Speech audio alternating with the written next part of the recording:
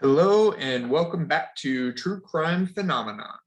Our phenom of the week is Luka Rocco Magnotta, and this is based on the Don't Fuck with Cats documentary, which is on Netflix, subtitled Hunting an Internet Killer.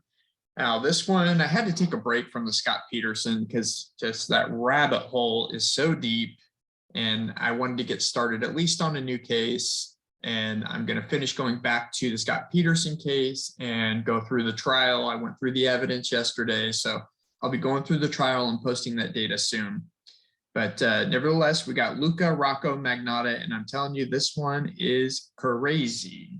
Okay, so Luka Rocco Magnotta was born July 24th, 1982. His birth name was Eric Clinton Kirk Newman. Eric Clinton Kirk Newman. Say that one 3 times fast. He was born in Scarborough, Ontario, Canada, born to teenage parents. And his mom claimed that his dad was an abusive Nazi, and his dad was actually diagnosed with schizophrenia.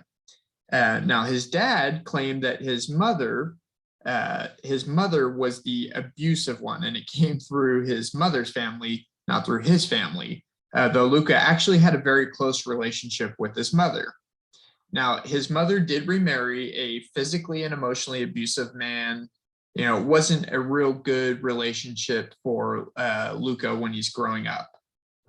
Now, Luka was also diagnosed with schizophrenia in his late teens, and he actually spent some time in mental institutions. So you'll kind of start to understand why that actually matters as the story goes along, because this is going to be a multiple part series. I mean, I'm thinking maybe 5 or 6 episodes. It's going to be hard to say because there's so much information to go over. And I think that's why I do the format that I do.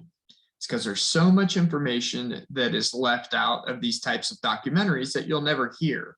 Like in the documentary, they just kind of gloss over the fact that he has a mental history, right? That he has schizophrenia. He has other disorders that are tied to him. Now, like I said, mother remarried a physically, emotionally abusive man, which was really tough for Luka growing up, especially as he claimed to be bisexual. I would say he's probably more on the gay spectrum as opposed to bisexual. Now, he graduated from high school in 2000. At the ripe old age of 19 years old, he began his porn career. He also worked as an escort, a stripper, and sometime male model. And this is around the 2002, 2003 timeframe when all this starts. In 2004, he's accused of SA. It's really tough to use that term on YouTube, podcasts, stuff like that. So the S, and then assault on a 21-year-old woman who's actually mentally deficient. She has special needs.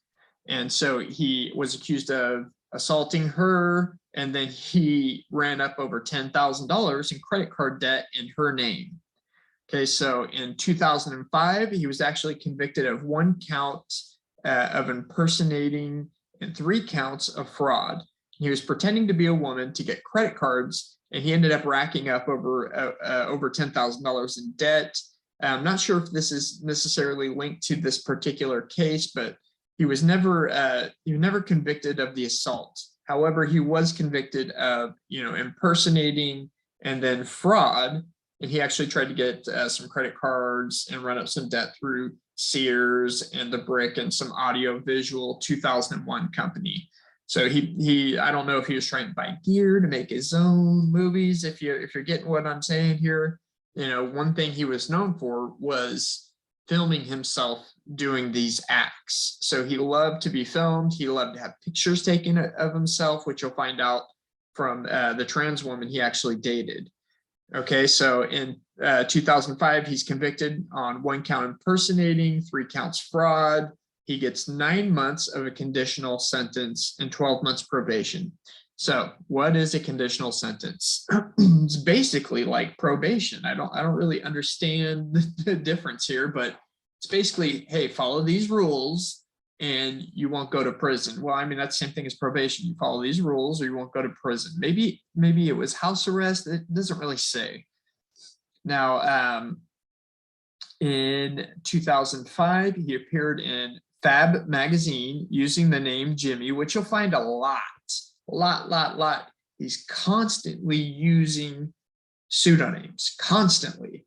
Now, in that particular article in Fab magazine, he said he wanted to be a detective or an investigator of some type, which you'll find in the types of movies that he's interested in. He is just super interested in mysteries and always leaving breadcrumb trails. And I almost feel like a lot of the stuff that he does it on purpose. I mean, he's got thousands of pictures on the internet, and one of them had the EXIF data on it, just one. And I think he did that on purpose.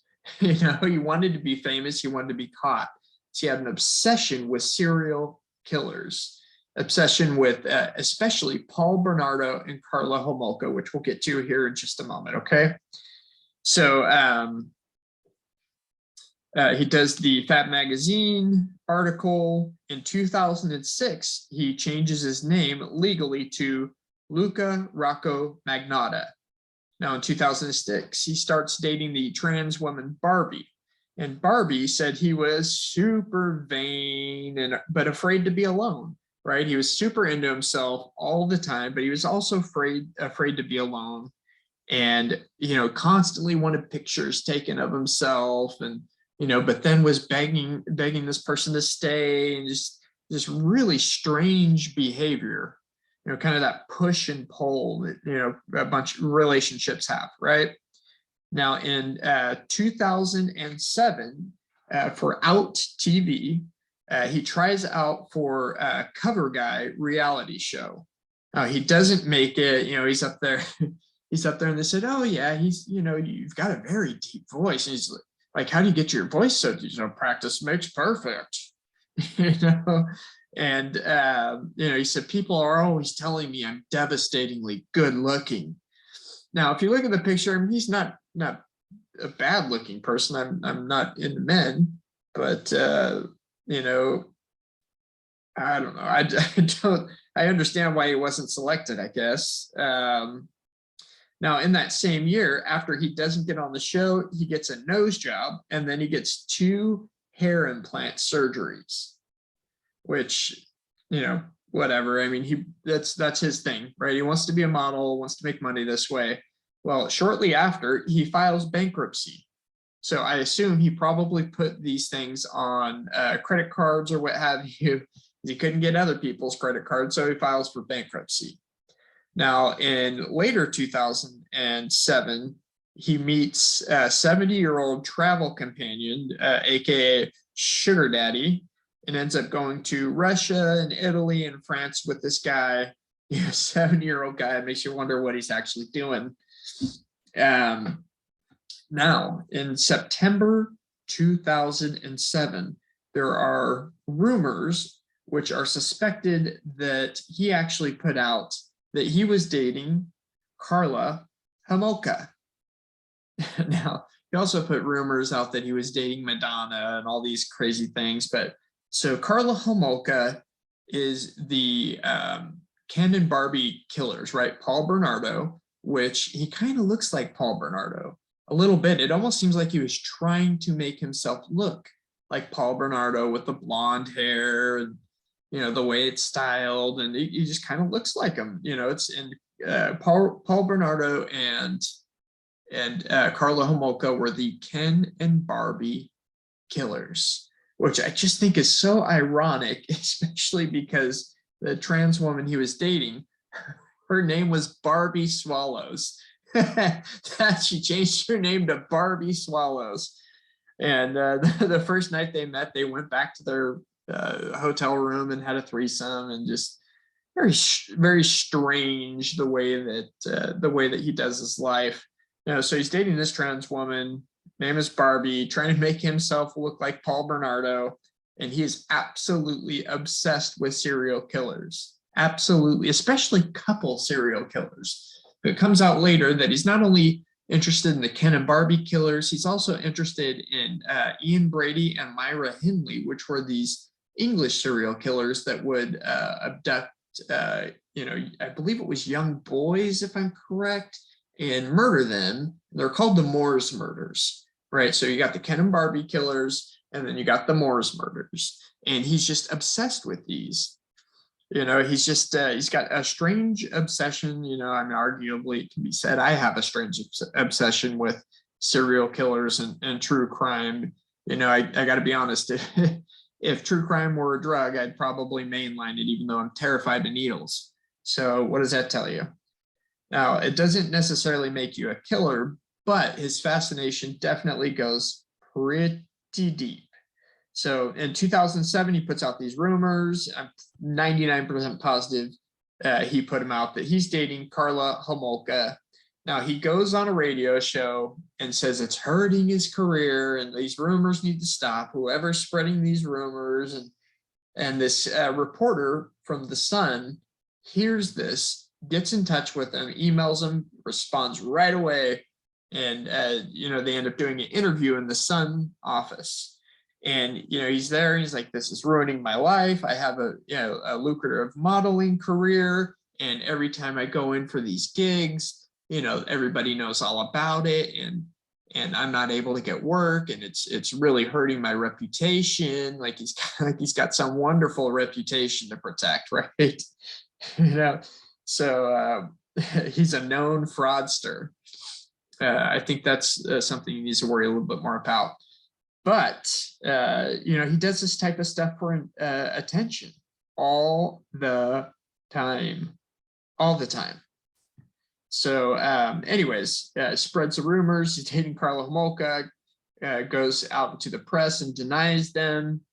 Now, he goes on to murder a man by the name of June Lin, which we'll get more into this whole, internet killing cats and dogs and killing June Lin in more depth the further we go down. But I at least wanted to, mention some of the dates, right? So June 4th, 2012, he's arrested in Berlin, Germany at an internet cafe. Now, what's he doing at an internet cafe? Oh, just looking at photos of himself and reading articles about himself. So ironic that he gets arrested that way. I mean, it's not shocking, but, that's what happens. In 2014, he's sentenced to life in prison. Okay, life in prison, but he's available for parole after 20 years. So what's that, 2034? Yeah, so another 12 years, he's available for parole. He's about my age, so in 2034, I'll be 52, 52. I'll be 52 years old. In 12 years, I'll be 40 this year. Goodness gracious. Ugh.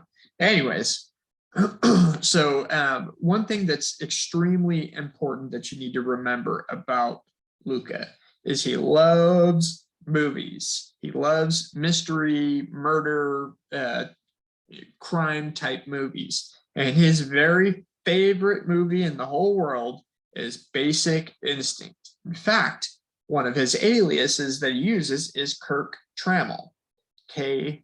Trammell, which the main character in Basic Instinct is Catherine Trammell.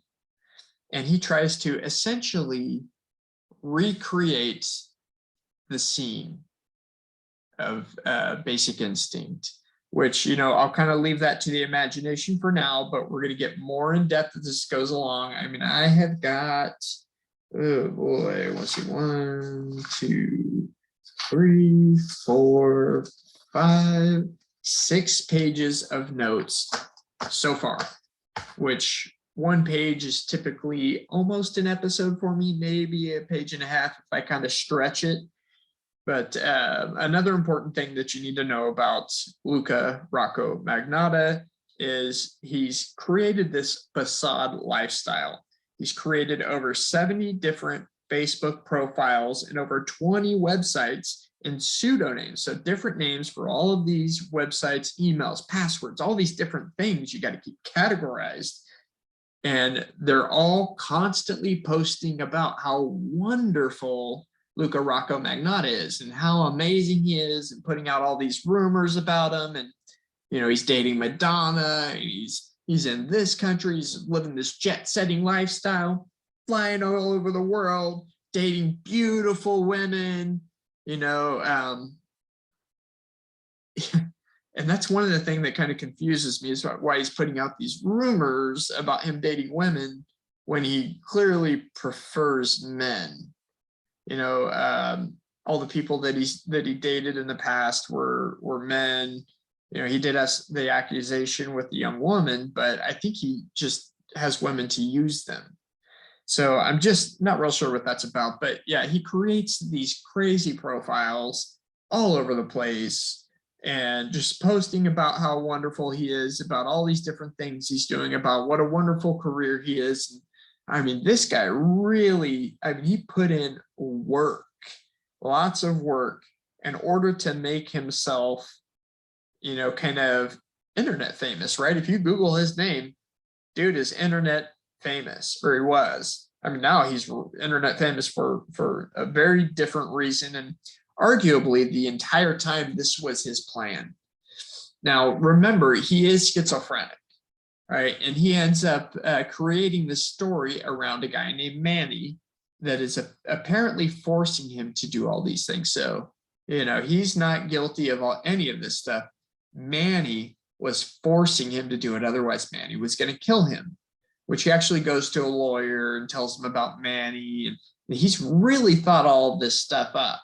Another one of his favorite movies is Catch Me If You Can. And he actually leaves, kind of a breadcrumb trail to that trailer in his very first cat video, where he really kind of has this coming out moment.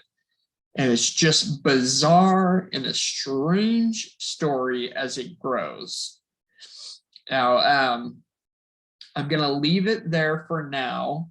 Like I said, I've got 5-6 episodes worth of stuff. If I really cram it in, it'll be, 4 or 5 total, including this episode. So this is episode 1 of True Crime Phenomenon. Phenom of this week is Luka Rocco Magnotta. Now, please like, share, subscribe, and leave your comments below. What do you think about Luka Rocco Magnotta? What do you think about this guy? This guy that's obsessed with fame, obsessed with serial killers, and obsessed with how he looks. What do you think? What do you think drove him to do what he did? You think it was just fame? Do you think that he just loved killing? Or do you think this was a means to an end for him? Or do you think it was psychologically driven, right? These are all the questions that I'm going to delve into as we get further in. I'm going to watch the trial. I'm going to finish the series. I've already watched it before, but I'm rewatching it and taking notes as we're going, as well as doing some more in-depth study into what actually happened behind the scenes, because there's a lot going on in this one. Just like the Scott Peterson case, there's so much you don't know about until you actually watch it. So please subscribe and like, and comment below. I really appreciate the support. This will be coming on Apple Podcasts soon. That's why we're doing it in this type of format without videos going with it. I really appreciate the support. Have a great day. True Crime Phenomenon out.